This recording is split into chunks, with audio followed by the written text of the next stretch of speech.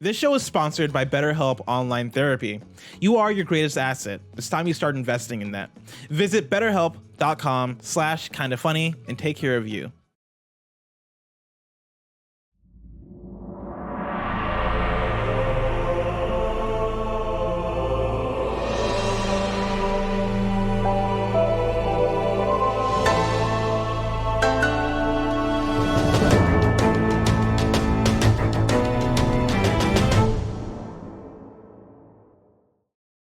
What is going on, everybody? Welcome back to another Kind of Funny Xcast. I'm one of your hosts, Snowbike Mike, and today I am joined by the crew. Mr. Parris Lilly, you're back again, and we're celebrating a fun episode, and I just can't wait to jump into it. I'm pretty excited, but how are you, Parris? Oh, I'm doing fantastic, sir. I'm out of the Matrix. We're still missing Gary, but we're here. He's in the Matrix, is what's happened to Gary. He's lost in it, and we might not ever get him back, but he'll be back eventually. Missing out on a fun one, but Parris, you're back, and today we have a guy who you just collaborated with. You had a video go up. We'll talk about that in just a moment. But my good friend, your good friend, Steve Saylor, aka Blind Gamer Steve, is in the house to talk all things Xbox and video games. Steve, how are you today?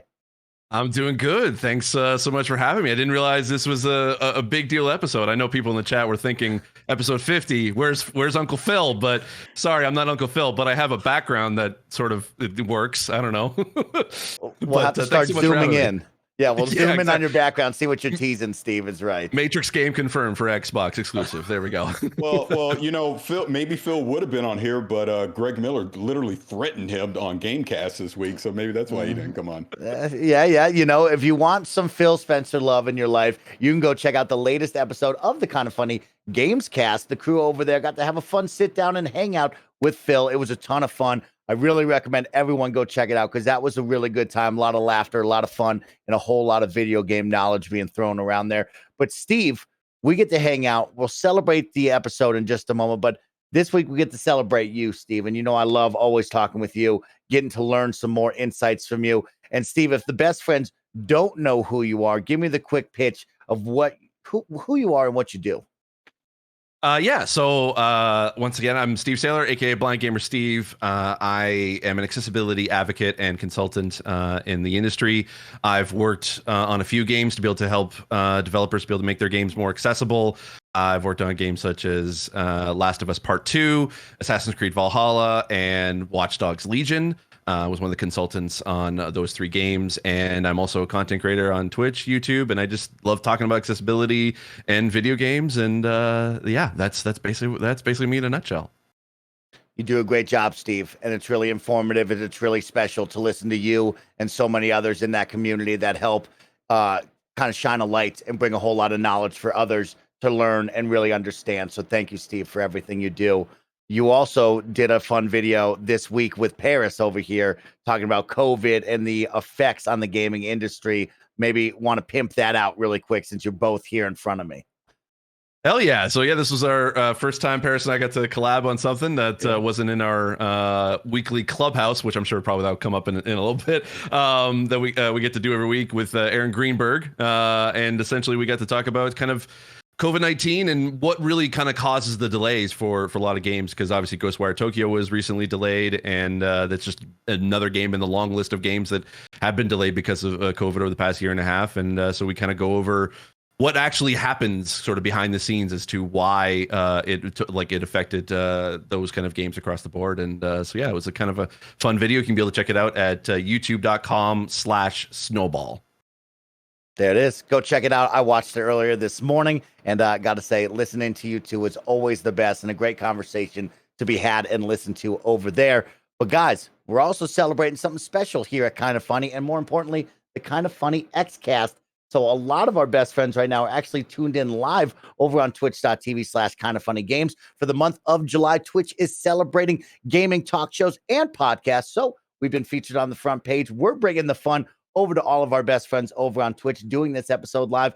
And why not do an episode live for something very, very special? Today is our 50th episode of the podcast. Hard to believe we've made it out of the pilot program. We were only given 6, then extended to 12, and we just kind of kept going. We've brought a lot of green, a lot of smiles, and a lot of fun to that Kind of Funny studio. So thank you to everybody out there for supporting us. And so for the 50th episode, we have a really fun write-in from a best friend, Boole Bourdain, aka Cool Jordan, a friend of the show. He wrote in with some fun stats that we want to share with all of you to celebrate this big milestone. Of course, on July 18th was our first ever posting of the Kind of Funny Xcast. That's this Sunday. So make sure to go out there and play an awesome Xbox game. Tweet at me, Gary, Parris, and Alana and Barrett, and let us know what you're playing and why you love Xbox. But here's the write-up from our good friend, Cool Jordan. I'd like to extend a huge congratulations to Mike, Gary, Parris, and Barrett, as this marks episode 50 of the Kind of Funny Xcast. It still feels like not long ago that the world of Xbox burst onto the Kind of Funny scene, but in reality, it's almost been a full year. To commemorate this awesome milestone, I thought it would be fun to take a look back at how far the show has come over the course of the year. Listed below, I've compiled the stats of up to date as the most recent aired episode 49 of the Kind of Funny Xcast. Episodes length and airing. Of the 49 episodes of the Kind of Funny Xcast, 22 aired in 2020 and 27 in 2021. There was also one bonus episode where Mike sat down with Xavier Woods to play some Gears 5. The average episode length, excluding Patreon post shows, is 1 hour, 28 minutes, and 30 seconds. The longest episode so far has been episode 47, Sea of Thieves developer interview, at 2 hours, 13 minutes, and 47 seconds. The shortest episode so far has been episode 16, Alana Pierce's last episode, at 50 minutes, 26 seconds. Traditionally, the Xcast airs at 6 a.m. West Coast, Best Coast time on Saturdays. However, 4 episodes broke away from the typical schedule and aired earlier than their respective weeks, usually for various embargoes and review-related reasons. Your host, Snowbike Mike, has been present for 48 episodes. Gary Whitta has been present for 39 episodes. Parris Lilly has been present for 23 of the 27 episodes that have been aired during his time as an official co-host. Alana Pierce has been present for 14 of the 16 episodes that aired during her time on the show. Barrett Courtney has been the disembodied voice, adding to the conversations and running the ones and twos as the producer for the majority of the Xcast episodes. However, Barrett has appeared on camera on 2 separate occasions. Our guests, over the course of the show, the Kind of Funny Xcast has had 21 unique individuals join the crew to talk about all things Xbox. Khalif Adams holds the record for most guest appearances on the show, having joined the crew for 3 episodes. 2 individuals are tied in second place at 2 guest appearances, Danny Pena and Parris Lilly, before joining the show as a regular host. 2 other members of the Kind of Funny team have appeared on the show. Both Greg Miller and Tim Geddes joined Parris and Mike to review The Medium in episode 26, and Greg returned to interview the Sea of Thieves developers with Mike in episode 47. The Kind of Funny Xcast had 7 different people from various studios at Team Xbox on the show at some point. Wow. Over the course of the show, the crew has been joined by Xbox Live's Network's Major Nelson, Microsoft's Corporate VP of Gaming, Sarah Bond, Program Manager of Hardware, Jason Ronald, GM of Games Marketing, Aaron Greenberg, Bethesda's Pete Hines, and most recently, Joe Neat and Mike Chapman from Sea of Thieves over at Rare. Again, huge congratulations to Mike, Gary, Parris, and the whole Xcast crew for reaching this milestone. I know this phase of the Saturday morning cartoons has been thrown around a lot in regards to this show, but it truly does capture the feeling of starting your weekend off with some Xbox hype. Thank you guys for the energy, positivity, and entertainment you bring to the gaming community. Here's to at least 50 more. Thank you, Cool Jordan, for the fun write-up. That was a mouthful, and wow, oh wow, 50 full episodes, almost 1 full year. As of Sunday, it will be 1 full year of us recording the show, and a special milestone. And I get to share it with this Kind of Funny crew. I get to share it live here on Twitch with the best friends, and I get to share it with all of you listening on podcast services and over on YouTube. So thank you so much for being a part of this. Thank you so much for partaking in the positivity and sharing your enthusiasm around gaming. I've talked a lot, so I need to catch my breath and recalibrate. So I'm going to kick it to my co-host and just say, Parris, you have been here for a long time. You have been right by my side, helping me grow, helping me have fun, and of course, always bringing all the knowledge. What are some of your favorite moments when you look back on 50 episodes? Yeah, when I look back, actually hearing those stats are incredible. So it sounds like I've been on about half of all the episodes that have ever aired, which is incredible, because I remember when this all started and, Gary was promoting it, Greg and Alana, and I was like, they're kind of funny. It's going to do an Xbox show. Let's go check it out. And I watched that first episode and I was really digging it. And obviously you were brand new, so you were still getting your feet wet as far as being a host, but I thought it was a breath of fresh air. And I'll never forget, because I was just religiously watching every Saturday morning. I remember I always tweet about it. I got my coffee and I would just watch. And then I just remember, I think it was Alana, but Alana reached out and was like, hey, would you like to come on as a guest? And like complete shock. I had no hint, clue. Why are you asking me kind of thing? And I wind up coming on and had a great time. And then I remember, ironically enough, I believe you guys were going to get Phil Spencer on and there was some scheduling conflict. And then I wound up replacing Phil coming on a second time. And and it was funny because I just thought, hey, it was really cool that I was gone. This is a great show. I hope it lasts, for a while. And then obviously later down the road in 2020, the offer was made for me to replace Alana.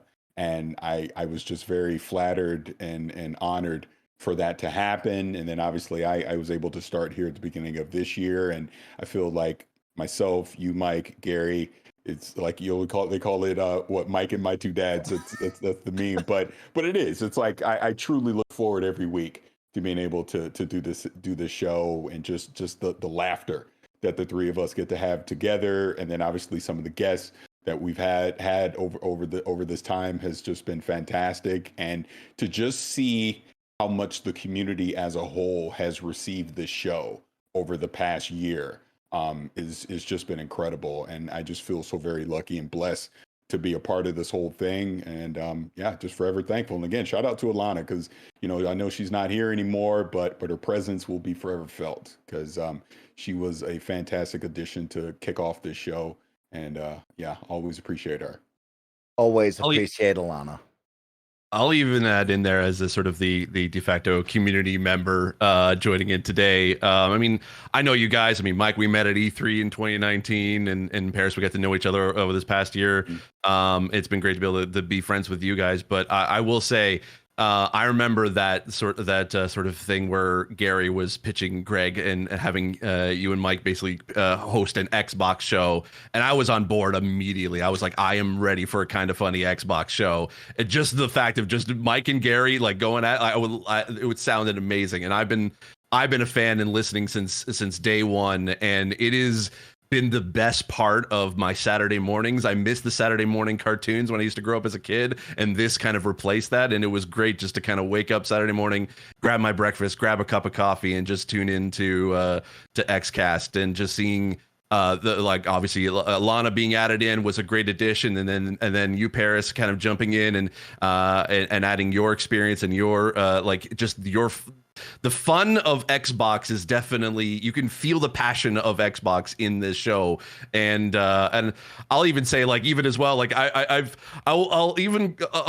say a little bit, because I mean, I've been sort of doing some stuff with Xbox over the past year, and I've been waiting for just that one moment where or essentially it's like, one of these days, one of these episodes you'll cover. So I mean, I was in an award-winning Xbox ad, for crying out loud, and still, but no, I'm so happy that for you guys have been absolutely killing it. And this is one of my absolute favorite must listen to podcasts, and congrats, like, once again, 1000% for 50 episodes, and then for another 500 episodes to come. You're incredible, Steve. Thank you so much. And yeah, looking back on it, it all started with a crazy idea, starting with Gary Whitta asking Greg, hey, I want to do an Xbox podcast, and throwing my name out there. And I will never forget, before the first episode, thinking, well, what do we want this to be? And we always said we wanted to be informative, we wanted to be fun, and most importantly, we wanted to share the enthusiasm and celebrate gaming, no matter where you game. And it was really easy to do that, standing next to Gary and Alana. And I'll never forget meeting Alana for the first time, right? You get to meet your quote unquote heroes for the first time, right? You never have spoken to Alana. You've watched all of her stuff, and to be so shy and nervous, and her to look at you and be like, hey, we're going to have a good time and it's going to be just fine. And to take a deep breath and know every week I get to go and see her and Gary, and we're going to laugh. We're going to have fun. And then to get Parris, and Parris be the same way of like, Mike, we're going to grow together. We're going to have fun together. And every single week we're going to get better. And sure enough, every single time I see Parris, I feel confident. I feel comfortable. And I'm excited to talk video games with him and Gary. And it's been a fun ride here at Kind of Funny. It's hard to believe it's been 1 full year of doing the Kind of Funny Xcast. And I think one of the most memorable moments I'll always have is knowing that the community really rallied behind it. We've always been a big PlayStation focused community here at Kind of Funny. And to know that, hey, we can celebrate Xbox as well. There's a lot of people that want to know about Xbox. They want to talk about Xbox, and to kind of spearhead that with this team and to see it celebrated and see it talked about and people really rally behind it has been something so incredible. And I've got to meet some of my idols as well. I got to talk with the Major Nelson, my guy. That's the one person in life I've always wanted to be, I've looked up to and said, man, I would love to be that guy. And so it was awesome to talk with him. And so those are some of my favorite memories. And I thank you, Parris. I thank Steve for showing up today. I thank Gary and Alana, Greg and Tim for doing this. And most importantly, I want to thank Barrett, because Barrett is behind the scenes. He's always there with us.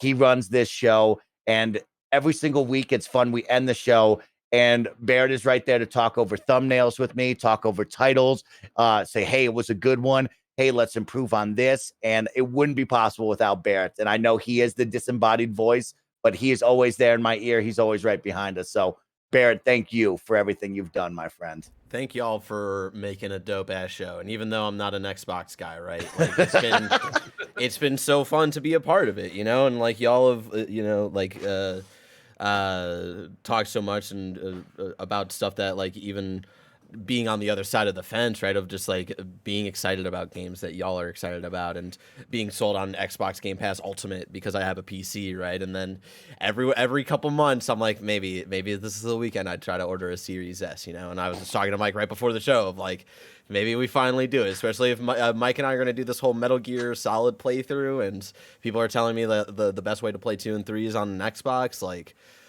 maybe it's the time, y'all. I don't know. Maybe it's the time, and I think it is the time. But you know what time it is? It's time to jump into the show, and we have a really fun one coming your way. We're celebrating 1 full year. We're celebrating 50 episodes, and we're live on Twitch. And guess what, Twitch, since we're doing this live, I'm going to need your help. So I'm going to tell you right after housekeeping what I need you to do in the chat, because we're going to have some fun. We're going to get interactive, and we are going to build the ultimate Xbox Brawler. So sit back, relax, get ready, because this is the Kind of Funny Xcast. We post each and every Saturday at 6 a.m. West Coast, Best Coast time on youtube.com/kindoffunnygames, roosterteeth.com, and of course on podcast services around the globe. Please, please, please do me a favor. Go on over to youtube.com/kindoffunnygames. Drop a sub over there. Drop a like on the video. And most importantly, let me know one of your favorite Xbox memories. Since we're celebrating 1 full year, 50 full episodes of the Kind of Funny Xcast, I want to see you in the comments share some Xbox enthusiasm and some Xbox hype. So let me know what you've been playing, what you love about Xbox, and tell me all about that down below. But of course, this show also wouldn't be possible without our incredible Kind of Funny best friends who support us over on Patreon. So I'd like to give a big thank you to our Patreon producers, Marcus Stanford, Tyler Ross, Julian the Gluten-Free Gaming, James Hastings, Casey Andrews, and Elliot. And as well, this episode of the Kind of Funny Xcast is sponsored by Honey, Sennheiser, and Titan. But I'll tell you all about that in a little bit. Let's jump into the show. And guys, we got a packed one. We got a whole lot of fun. We got the Twitch chat with us. In Twitch chat, we're going to build the ultimate brawler. So we're thinking Smash Bros. We're thinking the new Nickelodeon All-Star game. I want to know what characters from the Xbox favorite franchises you would like to see in the ultimate Xbox brawlers. But we'll talk about that in a little bit, because I brought on Steve Saylor, Blind Gamer Steve, a man that knows accessibility in and out. He advocates for all the right things. He helps game studios build the ultimate accessibility list for any game so everyone can play and enjoy the games that we all play. And so, Steve, I thought we'd kick it off with Psychonauts 2 and their awesome accessibility list. They really came out with a big one. Of course, it started with a tweet, but if you rewound time, Steve, they had an awesome dev diary, a 33-minute long YouTube video going in deep on their accessibility features. That is the Psychonauts 2 accessibility features Q&A with senior producer Kevin Johnson. You can go look that up right now over on their YouTube. 33 minutes, Steve. And I want to talk all about that, but we got to talk about where it started. And that started on July 9th. Xbox put out a tweet that says, beating the game on the lowest difficulty is still beating the game, which led Double Fine to quote retweet it and say, if you beat Psychonauts 2 with the invincibility toggle on, you still beat Psychonauts 2. And I think that's a really special message, Steve, because you've always preached it. You've always taught me and so many others about accessibility and the power of play for anyone on planet Earth. So I want to roll back and talk about Psychonauts 2 and this big accessibility list. What does that mean to you and the community over there? Well, it means a lot, actually, because there's right now we still don't usually have a lot of games that before they come out that there's any accessibility information being given about an upcoming game. It's still right now we're lucky if we even either we get it at all or it's usually within like a week to 2 weeks before release, and that's kind of the average.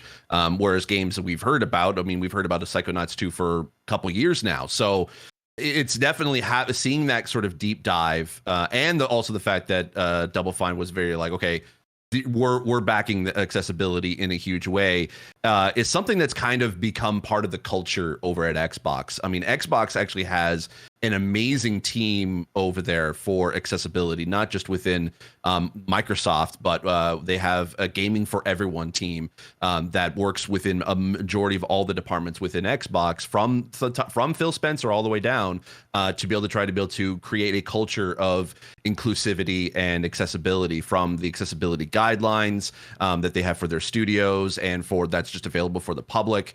But then also obviously the ease of access and the adaptive controller that they've created, and also having champions within each of the first party studios that is under the Xbox banner. So seeing Double Fine kind of like, okay, we're gonna go into this, because they actually, when they released that video of the accessibility, it was actually released, and I feel guilty. I actually missed it because there's just so much happening on the day, on Global Accessibility Awareness Day on May 20th. That's when they put that video out, and it kind of unfortunately went a bit noticed until just recently. But it was going over exactly all of the settings that we would love to be able to see in games. And for someone like myself, that it's hard for me to be able to play a platformer, stuff like invincibility mode or more legible text or even mental health awareness sort of warnings and trigger warnings is something that is really cool to see. A studio sort of be like, okay, we care about this so much that we're just including this as part of the game. And I tried Psychonauts, the first one. I played a little bit of it on my stream. James Willems from Funhouse kind of convinced me to play it, and he played along with me. And unfortunately, I got too busy trying to be. And I'm looking forward to be able to jumping back in again, just so I can be able to play Psychonauts 2 for its accessibility and kind of seeing what is all kind of under the hood. So I'm very happy that Double Fine is like, in a way, pardon the pun, doubling down on accessibility and sort of leading one of the studios leading the charge for more accessibility and more inclusivity in games. That's awesome, Steve. I want to bring in Parris to the conversation, because Parris, this is you and I. We've talked about the Xbox accessibility guidelines and what that effort and that, movement the team has put in to build this out. And we've talked about smaller studios to larger studios and what that effort is, what that looks like on the back end. You see Psychonauts 2, we've talked about how big of a deal it is to see Tim Schafer and this team, be picked up by Xbox and now move forward with the project. But to have accessibility at the forefront, what does that mean to you? What do you think about that? It's very important, and it's important on a couple fronts. I think first and foremost, it's important. When I saw this, I was so happy to see that a feature like this is in the game, because while I may not take advantage of it, I understand the importance of it and why that is going to matter to so many people out there. I almost feel like there's a responsibility on my part to be an ally to this and to bring awareness that there are people out there that can't play video games the same way that I can.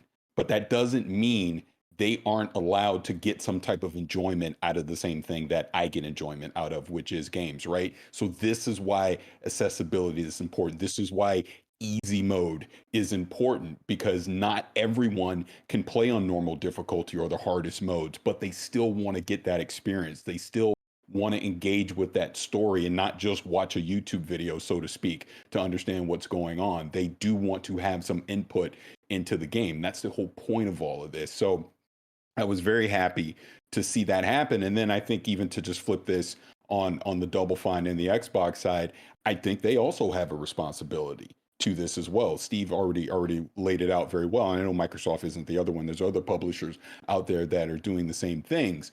But we talk about this all the time. I tweet this stuff all the time, but it's true. And I'm glad I actually have this platform to actually say it, that gaming is truly for everyone. And you have to put in certain controls and features to allow everyone to be able to play these games. That's why and I'm blanking on the name, so I apologize, Steve, you might be able to help me, but the Logitech controller that Xbox made. The Xbox Adaptive Controller. Thank you. That's why that device is so important. Look how it's just enabled so many people out there to be able to play games. So you couple the hardware along with the software features that you're getting into the game, where they're making these experiences more accessible to everyone.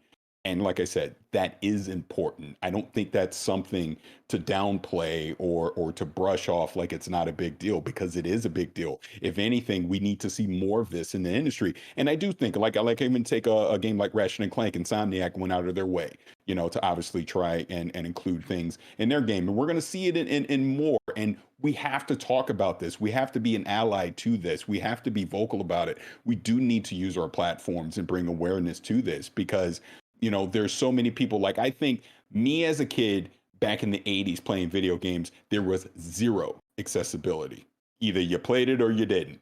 So imagine how many kids that I grew up with that didn't get a chance to play Super Mario Brothers 3 like I did. I mean, apply that to now. There's going to be so many games now that kids are going to be able to experience that may inspire them to want to do something to make something even more accessible down the road. This is why it's important that we listen to the feedback that we get through the various social channels and forums and Reddits and everything else, where people are talking about. This is why Steve is so important. This is why him being an advocate to this and talking about this and making videos, going to these studios and providing input is so important. This is why I need to listen to people like Steve, so to make sure I understand what the struggles are out there. So absolutely. I mean, and I don't want to preach too much on this, but yeah, absolutely. When I saw that Double Fine was doing this with Psychonauts 2, I was very happy to see it, and I understood why they did it. I think that's the most important thing. I think the audience needs to be educated on why accessibility matters and why an invincibility mode isn't a cheat. It's enabling someone to experience the game that may not have been able to experience it otherwise. Yeah, and I'll even add on to that, like as you mentioned, like kids when growing up, like not being able to play like Mario Brothers 3. I was that kid. Right. I was like, I've for those who may not know, I've been blind since birth. I have a condition that's called nystagmus, which basically means that my eyes move back and forth, and I can't control it, which makes everything extremely blurry. My vision with glasses off is 20/1700. If you don't know what that means, visual acuity, if it's 20/20 vision, you look at something that's 20 feet away to you, it would be 20 feet away. But for myself, if I look at something that's 20 feet away, to me, it looks like it's 1700 feet away. That's how bad my vision is without glasses. With glasses, it definitely clears things up a little bit. But when I was growing up, I was a Nintendo kid. I was an original NES kid, and I couldn't play a lot of the games that were there. I tried, and I just always thought I sucked at games. And then when I got, like, to jump to the years later, I was always a casual gamer at best. And then when I started doing my YouTube channel, I called it Blind Gamer, because I thought I'll do like I'll do the thing where I could be like a Let's Player, like a Markiplier or a Jacksepticeye, and I would be like that YouTuber, like gamer YouTuber, and then my niche was that I was blind. And then as that came about, I was invited to a summit that was run by Ubisoft in Toronto, where studios from all across the industry, from Rockstar to Bungie to Naughty Dog, and from Xbox, that were there to be able to learn about accessibility. I was literally on stage. I was invited as a panel. I did not really know a lot about accessibility at all until I was sitting on that panel, and I realized, and I had literally an epiphany in the middle of that panel where I said, I've been telling myself for years, I sucked at games, but in reality, it was that games sucked for me. And immediately that's when I thought, I knew what accessibility meant. And then when you jump to when this guy, the Xbox adaptive controller, launched, Microsoft launched that with a Super Bowl commercial.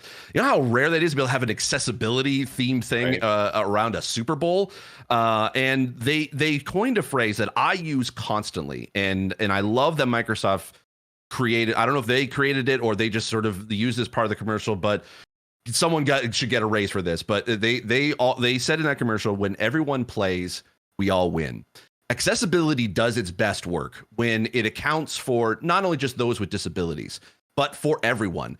There's going to be times in our life that we're going to need things that would generally be considered for accessibility, whether it's midnight mode for audio, or being able to increase or decrease the brightness, or being able to remap controls. Those are all things that we're all eventually going to want to be able to use, but are generally kind of seen as accessibility only.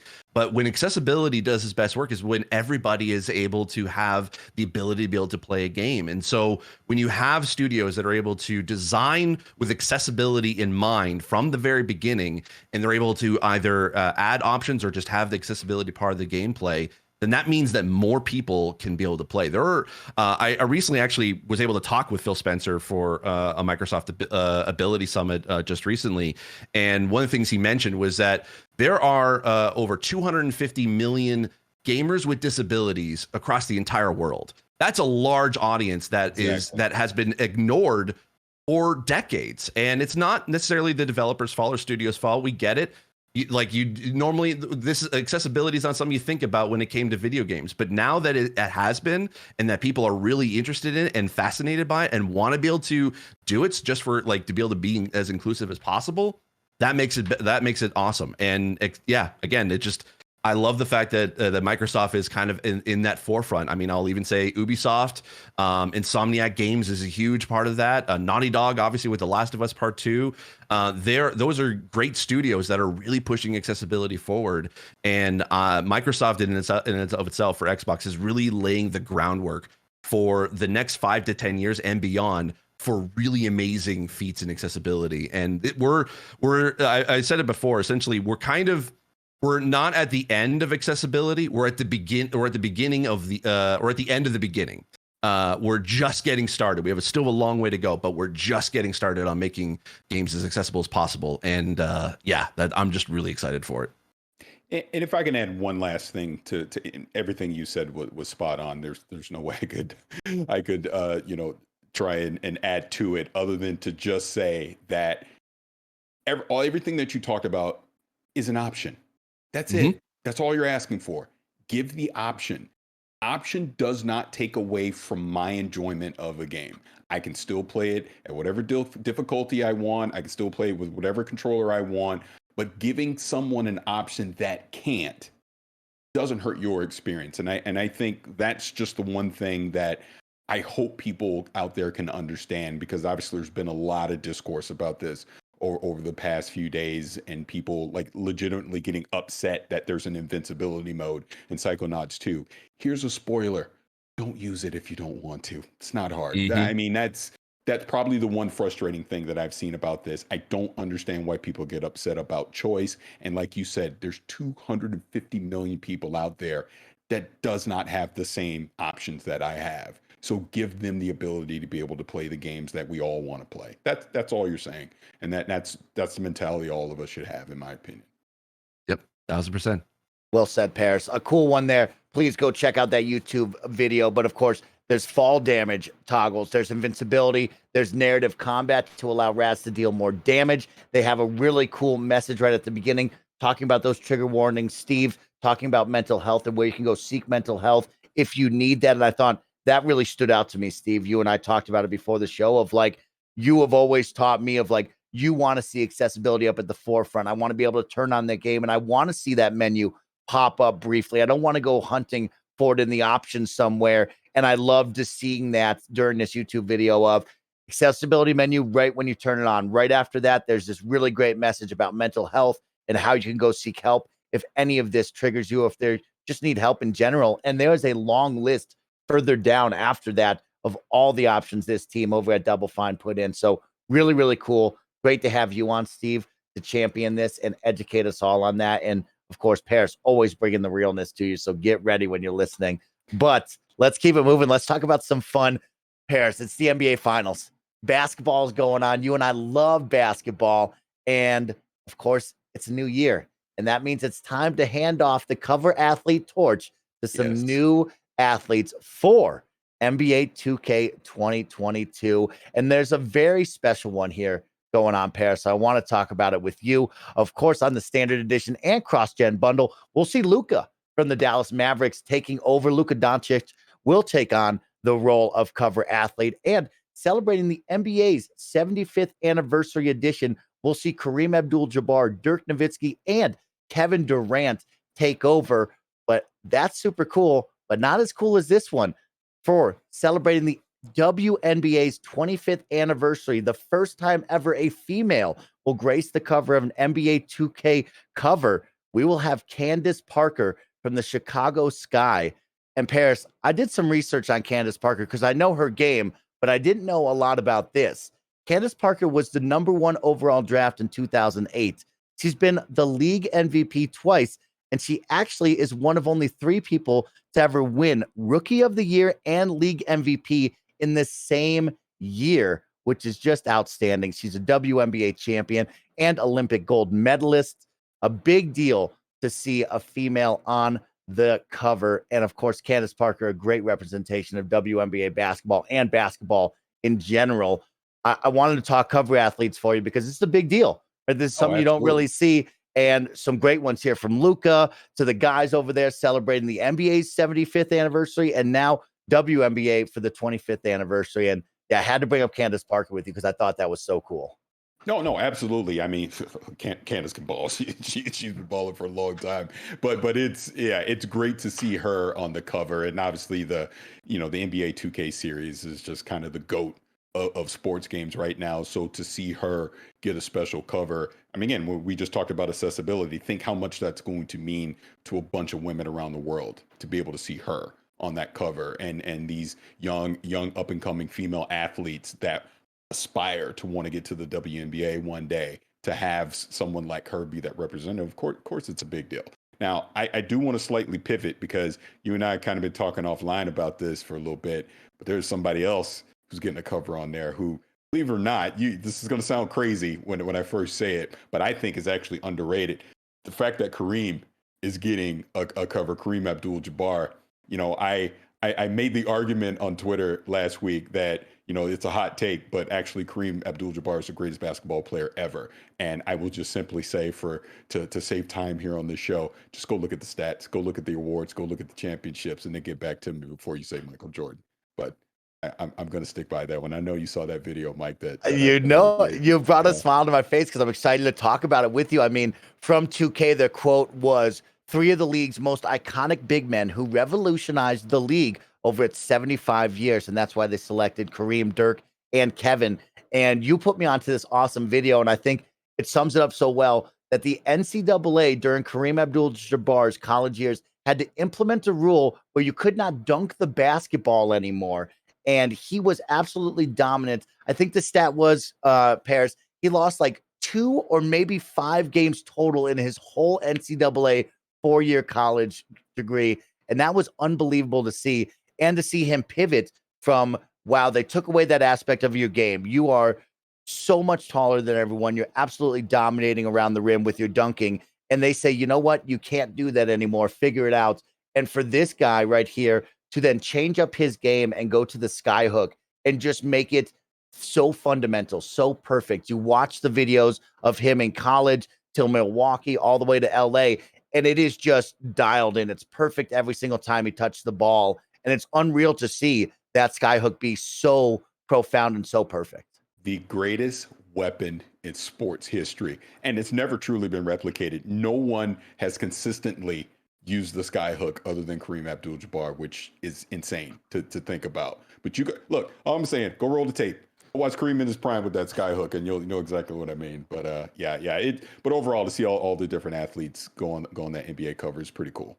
Really cool. Celebrating WNBA's 25th anniversary with Candace Parker, the NBA's 75th anniversary with Kareem, Dirk, and Kevin, and then, of course, Luka over on the other cover. A big deal, and it's always fun to talk basketball with you, Parris, and to see the cover athletes, right? This is a big deal from NCAA back in the day when we used to see those cover athletes, to basketball, to baseball, to soccer, every sport in between.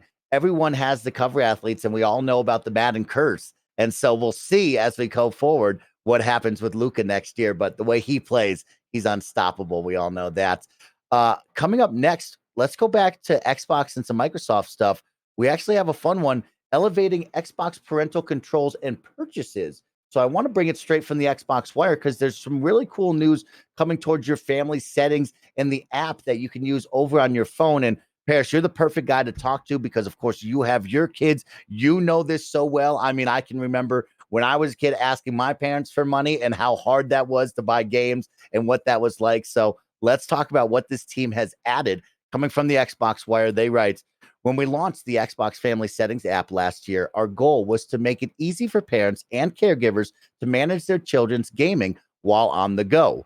The app is available for free on iOS and Android and empowers parents to create child accounts, update screen time limits, respond to notifications, manage who their children can play and communicate with, and much more, all from their phone.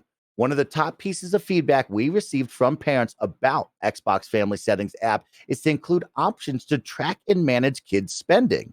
Today, we're excited to announce multiple new features for the app, which will help you manage your child's spending. Of course, here are the big application updates. Set spending limits. Parents can now manage their child's spending by adding money to their account directly from the app. You decide how much is approved for your child to spend. The funds you decide to add to your child's account can apply to any purchases, including games, in-game purchases like skins, and apps. Ask to buy. Turn this feature on to receive a notification each time your child wants to make a purchase that they don't have significant funds for.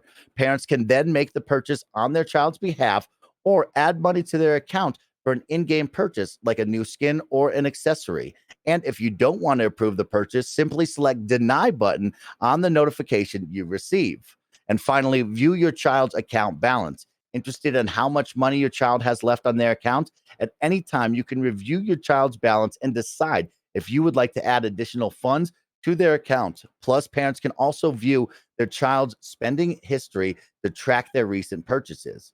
Parris, I have begged my mom and dad when I was a child for money to buy games that probably I should not have bought back in the day. I'm looking at you, Dead or Alive 6. I know I shouldn't have bought that fighting game because I only played it twice. But this is a cool one. We talk about elevating child safety on the platform. We elevate, the apps and what you can use and the power that you have, the choice you have. What does this mean to you when you look at that kind of add-on? It's a godsend. That's how I see it. Because even when this got announced, I talked about it a little bit. Two of my three kids are still teenage years, and yeah, I want to manage their spending. Like both of them, they both play Fortnite, but even my youngest plays Roblox, and they're constantly adding for money so they can buy this, they can buy that, and being able to manage basically their spending account, know when they're going in and buying something, also manage who they're communicating with, but via the parental controls, things like that. I mean, it's a godsend. That's what you want as a parent. You want to understand what your kids are doing online, what their spending habits look like, again, who they're communicating with. You want to basically protect them in the online experience because we know it's not perfect right now, and there's a lot of bad things out there. So to be able to have this family setting and not have to dig through Xbox.com to go find all this stuff, like I said, it's a godsend because it's something that you're going to actively use if you have kids that are gaming in your house, because like I said, you want to know what they're doing at pretty much at all times, because you want to protect them from themselves in the reality of it. And look, I want to protect my wallet too, but Yeah, it's fantastic. It's great that Xbox is doing it. It's great that Xbox clearly is listening to parents out there who want this feature, because trust me, you're going to see a lot of people using this because it's sorely needed. Steve, what do you think about them continuing to elevate the Xbox parental side of things? What does that mean to you? I think I mean, obviously, it's a very good thing for parents and being able to kind of keep an eye on their kids and their playing and spending habits. I get on gaming, because that's definitely important. And I kind of been thinking about sort of what the ESA recently kind of put out this study this week, where over the past year, there's been a lot more parents being able to play games with their kids, and we're definitely seeing a lot, like, that's kind of become the norm, where essentially, like, I remember even Xbox, I think, actually put out an ad where they were able to have, like, their grandparents being able to play Minecraft with their grandkids. Like, that's something that allows parents to not only be able to connect with their kids in a way that because either with parents grew up gaming, or they just kind of got into it because of their kids. Like, it creates an amazing family environment. And I like that Xbox is kind of giving, at least, obviously there's definitely has to be some limits in there, because, I mean, you know, we, as much as we love to be able to play games 24/7, I mean, there's definitely some responsibility that that has to happen somewhere. You have to turn off the console at some point. So I think this is another great move, and just kind of showing that Xbox is kind of caring about the gamer and caring about the player and caring about the people who are playing on their platforms. And so this is a great awesome move. Yeah, really cool thing. move.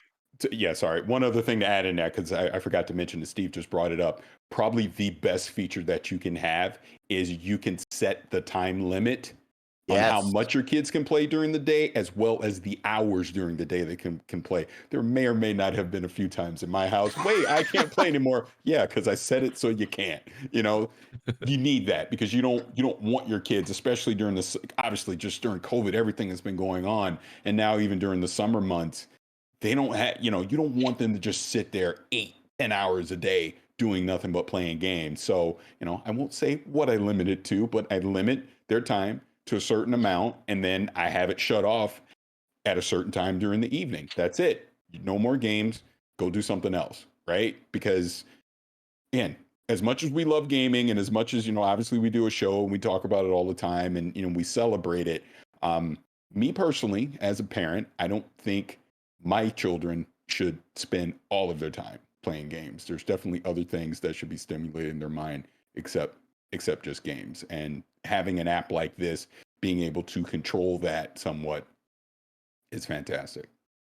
It's really cool, Parris, to be able to talk with you about this kind of stuff, right? Like, right now, being able to see you being able to use that with your family, and think back on my experience as a kid with my mom and dad and what we were doing and what that was like, right? And to now being a young adult, right? And you kind of have the training wheels take off, where you can just hit purchase at any moment, right? And how easy it is of, like, yes, I want that. Then just, oh, it's gone. The money's out of your account. You get this now. Good luck, right? And so it's really cool to see the evolution and the forethought of what Xbox sees and what they're doing there to really help out parents moving forward with these kids' accounts, because we want to have the power of play for everyone, but we also want to make it safe and smart for everyone as well, which is really cool. We're going to pause for a quick moment to hear a word from our sponsors, but on the second half of the episode, we're going to build the ultimate Xbox Brawler for a fun one, and I'm going to let Parris and Steve tell me about a brand new handheld on the market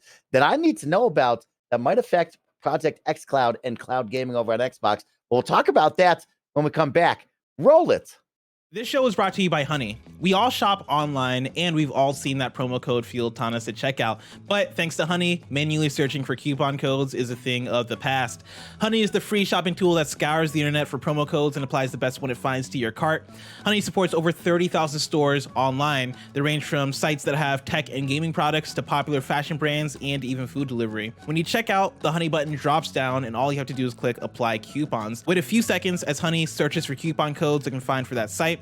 If Honey finds a working coupon, you watch the prices drop. Kinda Funny loves Honey. Tim Geddes himself tells you all the time to click that dang Honey button. It saved him and many of us here at Kinda Funny plenty of money when we use Honey. Honey has found its over 17 million members, over $2 billion in savings. If you don't already have Honey, you could be straight up missing out on free savings. It's literally free and installs in just a few seconds. And by getting it, you'll be doing yourself a solid and supporting this podcast. I never recommend something we don't use. Get Honey for free at joinhoney.com/kinda. That's joinhoney.com/kinda. This show is also brought to you by Sennheiser. Listen, I love quality when it comes to earbuds. It's all about sound quality, which is why you need to check out Sennheiser. They make the best earbuds that money can buy. Their new Momentum True Wireless 2s deliver the best listening experience that have been finely crafted for even the most discerning listener. With their free smart control app, you can adjust the sound to your personal preference with the built-in equalizer. With up to 28 hours battery life, these earbuds can last you all day and then some. Let me tell you, I can confirm that because ever since I started using these earbuds, they have not died once. All right, I've not used them for years or anything like that. It's only been like a week or so that I've had these things, but I love them and they keep a charge like nothing else that I own. Right now, for my first 100 listeners who go to Sennheiser.com/podcast and use promo code KFGames, you'll receive 15% off the Momentum True Wireless 2 earbuds or any of their amazing products. That's 15% off when you go to SENNHEISER.com/podcast and use our promo code KFGames. Last but not least, we're brought to you by Titan. For far too long, Wall Street has neglected the average investor, giving out the same old generic advice like buy index funds. Meanwhile, for the ultra wealthy, they get access to premium investment strategies and white glove service. That divide didn't sit well with Titan, so they built a premier investment firm, but for everyone. Thanks to Titan, now everyday investors can have their capital invested like a world-class investment firm all through the Titan mobile app. Titan's goal is to give you the access to the best investment experience in the world, but without the high minimums, lockups, or performance fees. Their in-house investment team invests your capital using award-winning strategies and deliver daily research updates via the Titan app. It's like having an elite investment manager in your pocket. Titan manages hundreds of millions of dollars for 25,000 clients and counting, and were named the 2020 top investment app of the year by US News. To get started, download the Titan app, start investing with Titan today, and get 3 months of zero fees. Visit titanvest.com/KFgames. That's 3 months with zero fees at titanvest.com/KFgames. All right, everybody, welcome back. We're on the back half of the episode, and we're going to kick it off with Parris and Steve talking to me about a brand new handheld announced today as of recording that I need to know about. So, Parris, I'm chucking the ball to you. Lay it up for me. So Steam came out of nowhere today, and IGN had the scoop. They're coming out with what they're calling it the Steam Deck. So for all intents and purposes, to make this simple, it's almost like since Nintendo didn't want to give us a Switch Pro, Valve said, "Well, hold my beer, we'll do it for you." But basically, it's a 7-inch screen, 720p, I believe. What is it? 8-core CPU that's doing RDNA2 AMD processor.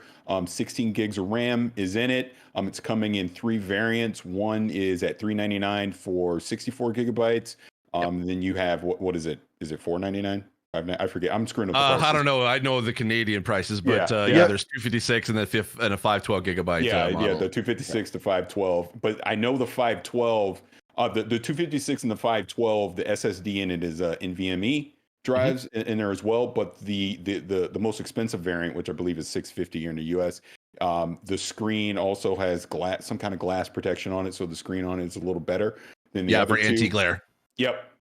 And then you can get a dock that comes with it that basically can turn it into a standalone PC where you can plug in, keyboard, mouse. It's running Steam OS, but you can also install Windows on it. I saw you can put third-party apps on there as well. I guess the Epic Game Store is also something you can put on there. Obviously, Steam is on there. I know via Proton, they are promising to support as many games as possible, and basically Proton, because Steam OS is basically a forked version of Arch Linux. So what they're promising is games that are native Windows games via Proton, you're going to be able to quote unquote port them over and play them on this. I keep wanting to say Stream Deck on the Steam Deck. But this is exciting, man. This is something I've wanted for a long time. I guess we'll still have to see what the battery life is. I've heard as low as 2 hours, but it may be more than that. I guess we'll have to see. I know some people have been concerned about the joypad, the two Joy-Con placements. They seem to be, high on the device. You obviously got the triggers and the paddles that are on the back of it as well. I'm kind of just looking at IGN's hands-on with it. They seem to be pretty impressed with it. Didn't seem to be an issue when they were playing games on it, but I'm in. I'm all in. Look, and I know it's not something I need. It's funny. I was going back and forth with Tim on Twitter about this earlier, but I don't know. I don't need it, but I want it because I want cool things. And this looks cool. But I think to spin this to an Xbox discussion, my immediate thought was, well, I can see the Xbox Cloud team already working on getting a cloud app on this thing because that's 100% happening. But don't forget, Xbox games are also on Steam. So again, this is why I brought up Proton. That means you potentially could be playing a Halo Infinite or Forza Horizon 5 natively on this thing as well when it comes out this holiday, this December, along with obviously Sea of Thieves and some of the other games are already on Steam from Xbox, Master Chief Collection as an example. So I'm in. Sign me up. I want it. I'm gonna spend the dough. I'm gonna get it. And I'm excited for it. But this is a cool device. This is something I've wanted to see a PC variant of for a very long time. Obviously, the Switch and the Vita in the past have already been successes in the handheld market. But to be able to take my Steam library with me, in a mobile setting is fantastic. So yeah, this looks really cool. And I'll even add on to that essentially as well, because I think I remember seeing might have been on IGN, because they did have a few videos deep diving into it where they got their hands on it, and essentially they kind of said that at least the graphics capability is just a little bit less the quality as like the Xbox Series S. And kind of more in the Xbox One and PS4, because they're saying that you can be able to run PC games basically with like medium to high graphic settings. And the one thing I kind of noticed is that they said it's like pretty much this is a PC. It's just that's it. So they want to be able to have it so that you can be able to like do what you want with it. It's just a portable PC, and which includes the ability to be able to add in stuff like you can be able to add mods into games, which I'll even say, like, from an accessibility standpoint, there's a lot of great accessibility mods for games on Steam that will be able to be usable on this. There is I will say there is kind of one glaring thing that I had noticed, if to kind of touch on the accessibility side, and this is something that is going to be a problem. I mentioned this on my YouTube channel. That essentially this is going to be a problem with cloud gaming moving forward, and the fact that now we're kind of getting into more of the portable gaming environment is in regards to the fact that games are going to have the capability to be able to resize the UI and fonts, because I don't know about you, but I find games have really small text. And now when you're jumping down to a smaller screen, and now it's a 7-inch screen or just this, like the screen size of your phone, it's going to be even smaller. And that's something that is still kind of missing on a lot of games where they don't have the capability to be able to increase or increase or change around the UI. As an example, and one of the games that they showed off in this was the fact you can play Death Stranding on this, and that came out and had very small text. So it's something that, as we move forward, I think not only just with Steam but with Xbox, we're gonna have to start thinking about that moving forward. And if we want to be able to see this continue and not be a huge strain on our eyes, but I'm excited. It just looks cool. I mean, with the fact that there's a Switch OLED coming out this year and a Steam Deck, I don't know if my bank account can handle it. But I mean, it also, even technically, I was even thinking about, like, even though the price of this may seem a little bit high in comparison to, like, it's more expensive than the consoles we currently have already. And I think in a way, if you have to kind of not think about it in comparison to the consoles or even comparison to the Nintendo Switch, we have to think about it in comparison to if people want to be able to play PC games, but they don't have the couple grand to be able to spend on a high-end PC with RTX 3080 graphics cards kind of thing. So I like being able to spend maybe $700-800 on high-end sort of Steam Deck to be able to play PC games, like that's going to be a huge sort of selling point for entry-level PC gaming. So I think that's a cool thing, and I hope that Valve will continue this forward and keep reiterating and just improving that experience. It's badass looking. And Parris, you got me Yeah. super excited about this. And it's funny, I think ever since the PSP, as an Xbox guy myself, I've always said to myself, when will Xbox make a handheld? Will they ever make a handheld? I can only imagine what that handheld would look like. And it's been fun over the decades now. I think we've talked about that from the Vita to the Switch, and people still ask Phil, hey, what about an Xbox handheld? Will we ever do that, right? And they've moved on to cloud gaming and putting your Xbox games anywhere. But now when I look at this, I'm like, man, this looks badass. It definitely looks powerful. And I think I need it too, Parris. I think we're going to swipe the card and we just won't think twice and we're going to go for it, because the idea of all of my Steam library being on that and the capabilities of what else it could hold for me, I think that fits in really well. I am excited to kind of probably put my hands on it and then feel what it is, because remember, Parris, I've talked with you and Gary before. I actually love playing my cloud gaming with the Xbox controller and just having the attachment of the phone on top of the controller. I'm not a big handheld guy, especially with the Nintendo Switch and the Joy-Cons. I prefer a different feel to this. So I really want to know what that kind of feels on the two sides, what it feels like in between my two palms, and if I'll like that, or will I have to connect the controller somehow to it? Is it always going to be standing 2 feet away from me and I'm just kind of playing with the controller? I look forward to seeing this, but I like the price point. I'm interested. And I think, Parris, do I have to go with the biggest memory option, right? You have to do that, right? I've learned with my phone that I somehow usually have to go with the biggest thing. Well, think about it. We are talking PC games at this point, right? So yeah. I'm gonna go with the biggest one. I mean, but here's the thing: is like, because it's like if you're playing handheld, you're playing on a 720p screen, smaller screen. Like the more modern PC games, like the cool stuff, you're gonna want to like play like actually on your PC, right, and get all like the technical stuff. I love playing at 1440p, Mike, on my PC with all the new stuff, right? And so like to this is like for this, this would be like my backlog machine almost, you know. And so to that extent, like I don't know.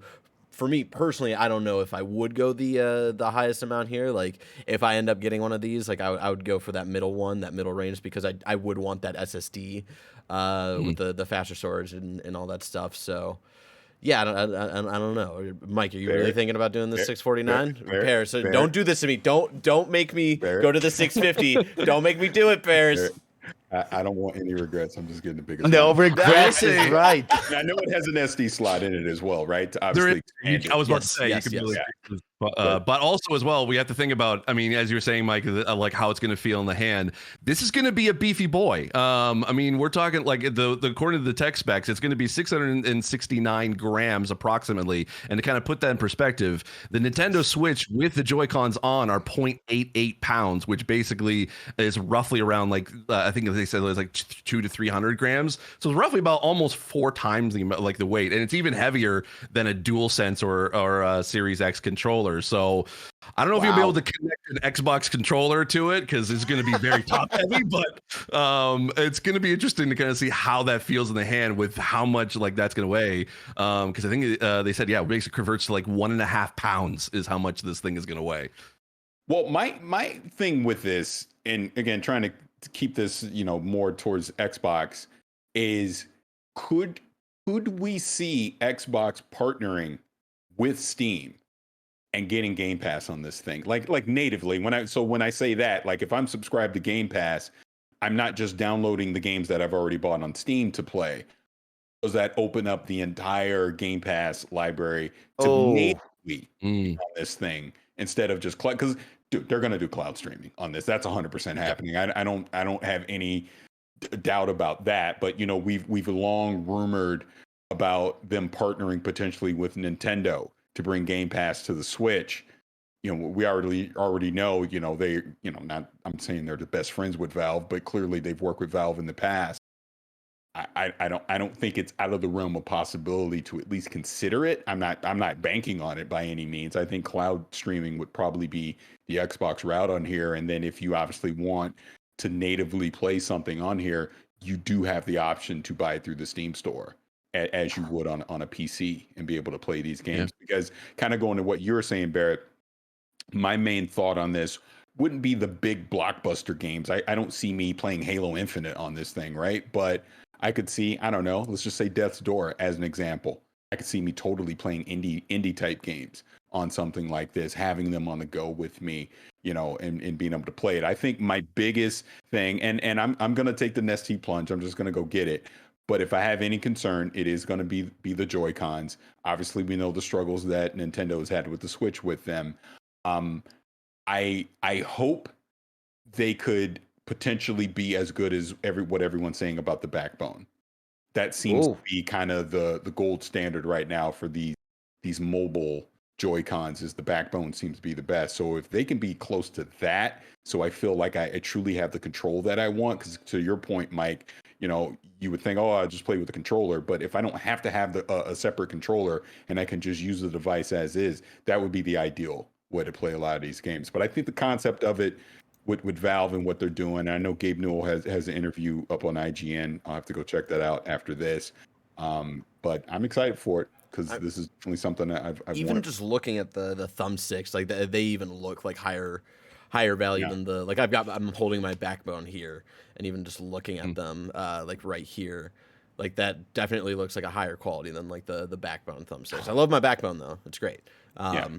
Yeah, and the one thing will be like the high button placement. I think it's Tom Marks or maybe McCaffrey from IGN saying that, like, even though it looks weird, it feels better than it looks, kind of stuff. That is my like one kind of holdback on that. So, yeah. I could see it being part of, I mean, they probably wouldn't have been able to announce that today, or I don't know if maybe they have this in the works, but I can see this sort of possibly being part of the design for Xbox line, where it's not necessarily like design, like with created by Microsoft or Xbox, but being able to have that so that, Xbox is supported as part of the lineup. And I think it's a kind of a no brainer to be able to have like cloud gaming and Game Pass on there. So I think that could be a bit, I mean, we will wait and see, because I mean it's not coming out till December of this year, so I think we got plenty of time. But I think that'd be really, I'd be really cool. Like if they say designed for Xbox, I'd be like, all right, that might be the time to be able to start looking into scraping up some money from underneath the couch and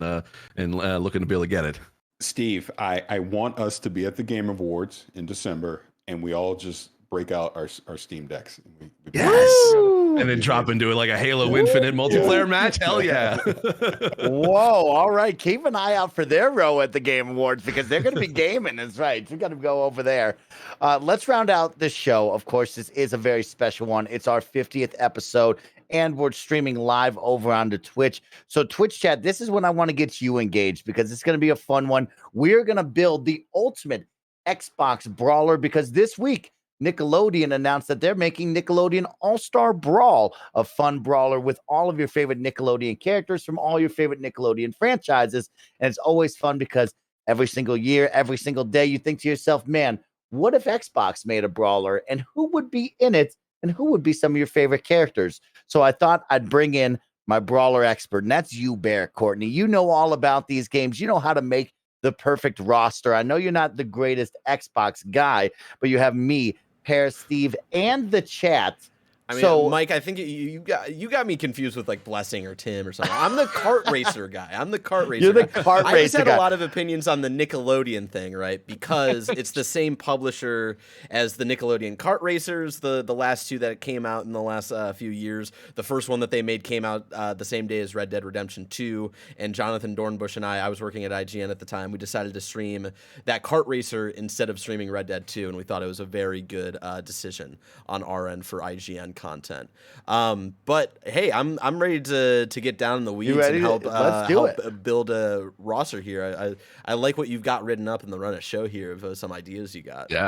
Yeah, so of course I've gone through all of the Xbox first-party studios, and we've named a couple of the big names, of course. So we'll go right down the list. Right on the main roster, we have Master Chief and Arbiter from Gears of War. You have Marcus Phoenix. I have Ram, the big baddie, and of course Kate Diaz. I'd like to see as well. Of course, going down, we have Ramstein from Psychonauts 2.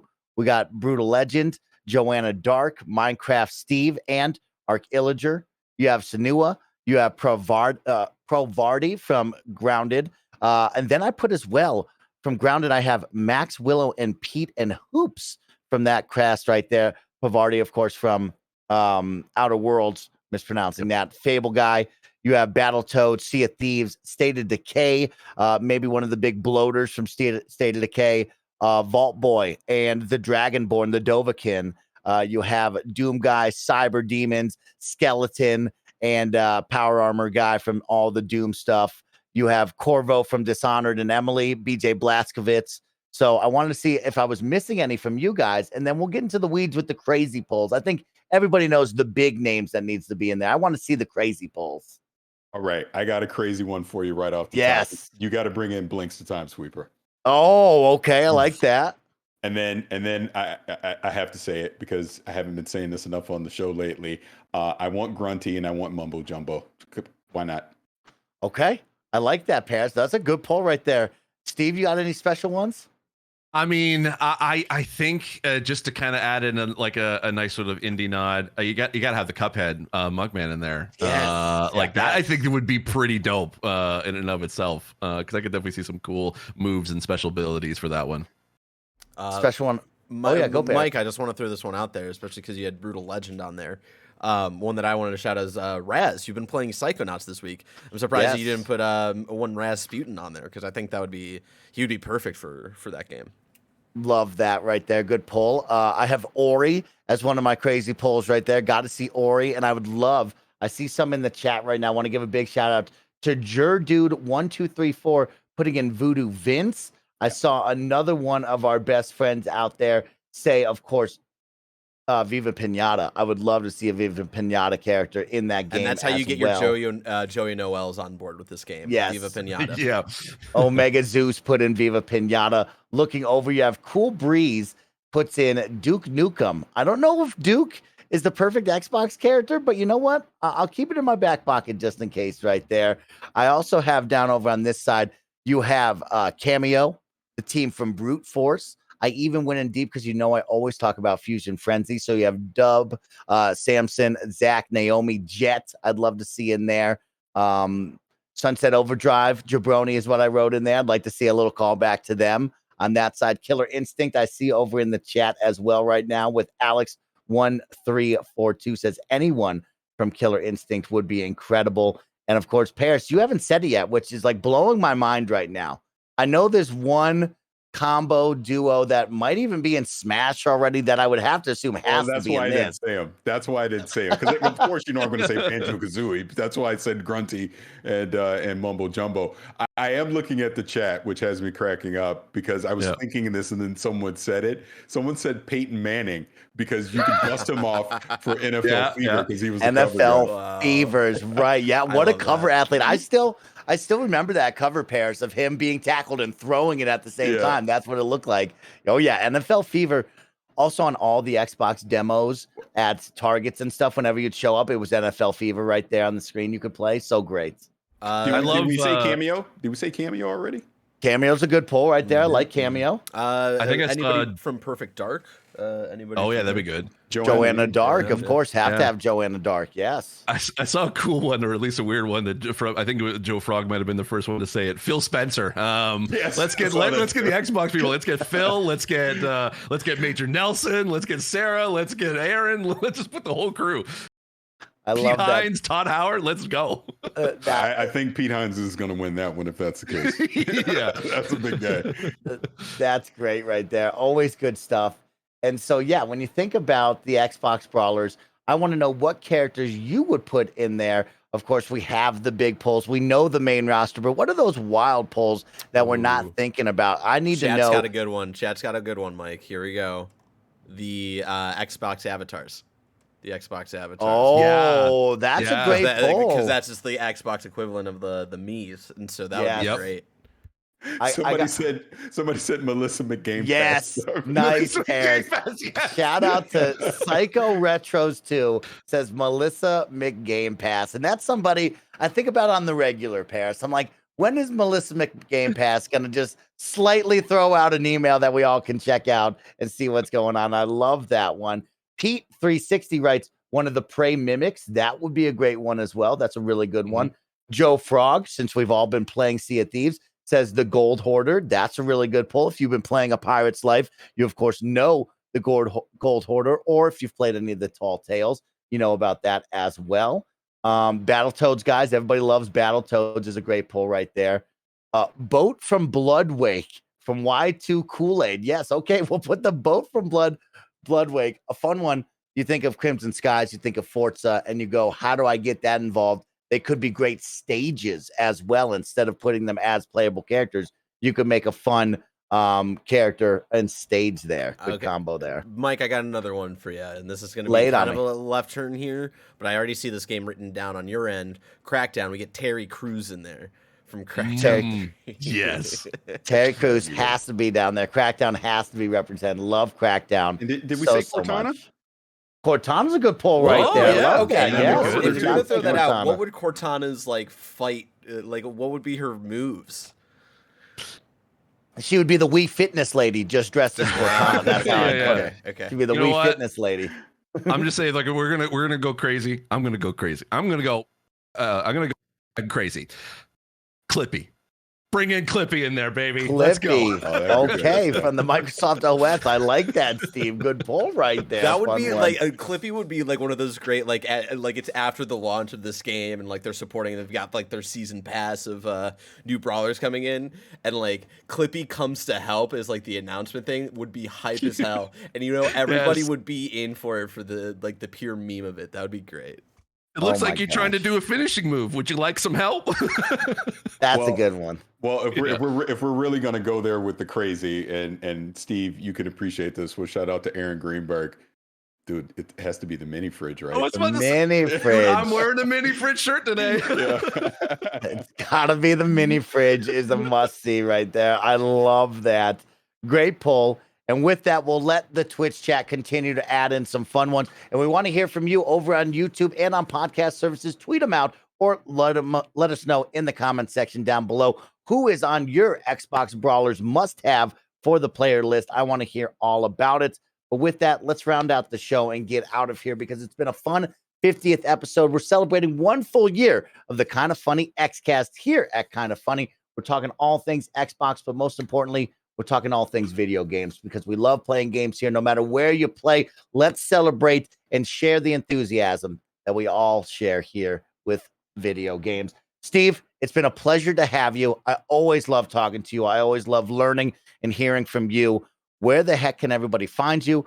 Where can they talk to you? What awesome stuff are you doing? Give me the rundown. Thanks again for having me. It's an honor to be able to be here. Again, I love the show. This is one of my favorite shows to listen to. So as a fan, this is just an honor to be here. You can be able to find me on Twitter at Steve Saylor or on YouTube, youtube.com/snowball, or right here on Twitch, twitch.tv/blindgamersteve. Parris, you're always doing something awesome. What are you up to this week? Where can everybody find you? Give them some inspirational words to live by for 1 full year. Hit me with it. Well, the awesome thing I'm doing this week is I'm getting new carpet and I'm getting shutters in my house. So that's probably the most exciting thing. No, you can find me obviously here at Kind of Funny over at Gamertag Radio. I have my own YouTube channel, which is my name, Parris, Parris, and I'm on Twitter at Vicious696. Love that, Parris. Barrett, thank you so much for 1 full year together. Thank you for all your support. Shout out to Gary Witta and Alana Pierce, who, of course, could not be here for our 50th episode, but maybe we'll reach out to them for episode 52. We'll find out when we can have Alana come back, and Gary will somehow make it back through the Matrix. We've lost him in there, and we'll get him back soon enough. But I have been one of your hosts, Snowbike Mike. Thank you so much for celebrating 50 full episodes with us. Thank you to the Kind of Funny crew for allowing us to do this and powering our dreams with Xbox. With that, get out of here. Have a great weekend. Be good to one another. Be safe and play a ton of games. We'll see you next week. Bye.